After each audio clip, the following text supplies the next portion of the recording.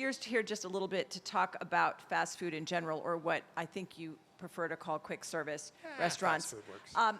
It looks like there's a real rise in demand for healthier food options. Yep. So how is RBI and how are the brands addressing this trend? Yeah, it's fascinating because it's really been interesting to watch. And I was watching it from kind of the outside, looking at investments. I looked at one or two kind of in the healthier space. And you don't have a national scale player today entirely focused on kind of healthier options.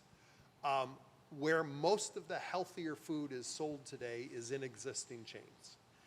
And it's done differently across the chains.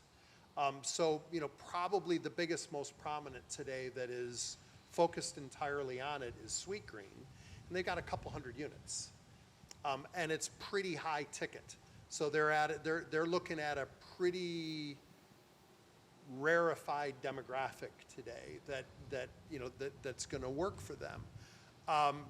So Burger King, we've got the Impossible Burger. Outside of the U.S., it's interesting.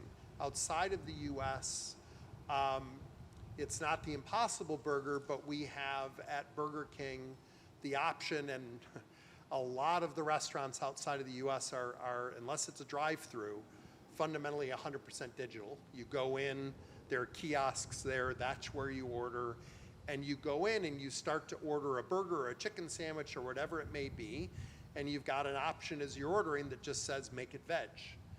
And you can convert anything into veg. It depends on the country. Some of those are mid-single digit sales. Some of them are much, much higher than that.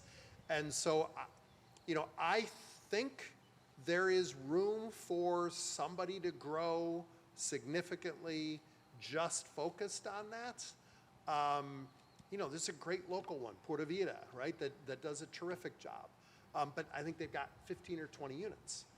And like you said, it's a high price point. And it's a high price point, right? And so, look, if you're really going to scale healthier eating, I think it's going to come from the players that already have the footprint. And it's really going to be based on demand. More than, kind of putting it forward, you make it very available and you let people choose.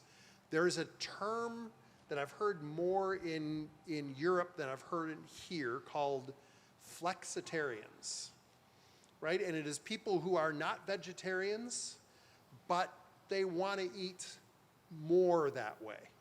And so it is an option that they want to have, and they've reduced they're eating fried food or eating red meat or whatever, and they drift that way.